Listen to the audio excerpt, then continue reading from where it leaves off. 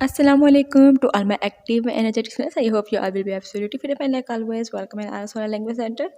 So today we are going to learn about another interesting topic, that is conditional sentences. First of all, we'll learn the definition of the conditional sentences. So if we talk about conditional sentences, so these are the sentences that show any condition. Simply आप कह सकते हैं ऐसे sentences जिसके अंदर कोई ना कोई condition दी जाए वो हमारे पास conditional sentences कहलाते हैं. अब इसमें इस तरह की कंडीशन दी जाती है इसका कोई ना कोई आउटकम ज़ाहिर हो. तो फॉर एग्जांपल अगर ऐसा हुआ तो ऐसा हो जाएगा, यानी एक कोई भी कंडीशन हो उसका रिजल्ट ये निकलेगा, तो वो हमारे पास कंडीशनल सेंटेंसेस कहलाते हैं. तो for example if I come late teacher will punish me, अगर मैं देर से जाऊंगा ये मेरी एक कंडीशन है कि देर हो जाएगी, टीचर मुझे पनिश करेगी, ये क्या है उसका रिजल्ट है. ठीक है, तो ऐसा सेंटेंस जिसकी कोई कंडीशन पर कोई आउटकम जाहिर हो वो हमारे पास कंडीशनल सेंटेंसेस कहलाते हैं. और कंडीशनल सेंटेंसेस में हमेशा दो क्लॉजेस पाए जाते हैं. ठीक है, एक को हम लोग कहते हैं इफ़ क्लॉज या कंडीशनल क्लॉज, और एक को हम कहते हैं रिजल्ट क्लॉज या मेन क्लॉज.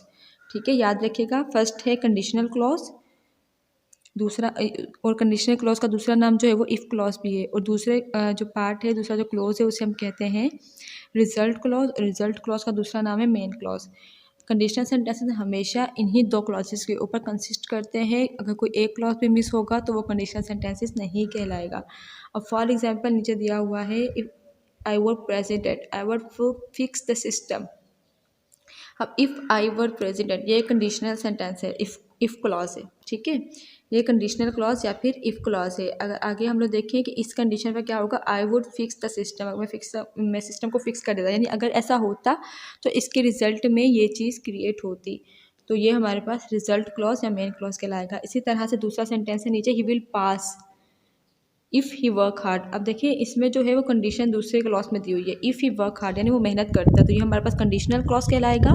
और मेन क्लॉज या रिजल्ट क्लॉज क्या है कि वो पास हो जाता है. इफ़ क्लॉज को या कंडीशनल क्लॉज को पहचानने की सिंपल ये सिंबल है कि उसके अंदर इफ़ यूज़ किया जाएगा. जिस भी क्लॉज के अंदर इफ़ यूज़ किया जाएगा वो हमारे पास जो है वो कंडीशनल क्लॉज या इफ़ क्लॉज कहलाता है. ठीक है, तो ये थे हमारे पास इंट्रो ऑफ कंडीशनल. अब अगर हम कंडीशनल की टाइप्स की बात करें तो हमारे पास 4 टाइप्स के कंडीशनल सेंटेंसेस पाए जाते हैं.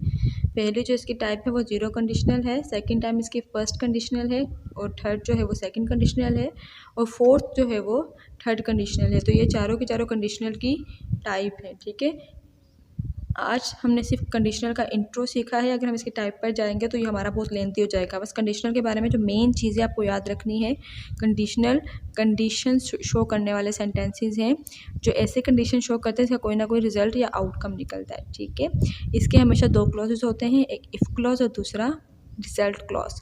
इफ़ क्लॉज जो है वो हमारे पास कंडीशन शो करता है, और रिजल्ट या मेन क्लॉज जो है वो इसका आउटकम या रिजल्ट शो करता है.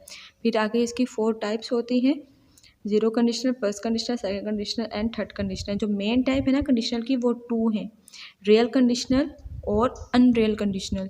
फिर आगे जो रियल कंडीशनल है वो आगे 2 कैटेगरीज में डिवाइड है, और अनरियल जो है वो आगे फिर 2 कैटेगरीज में डिवाइड है.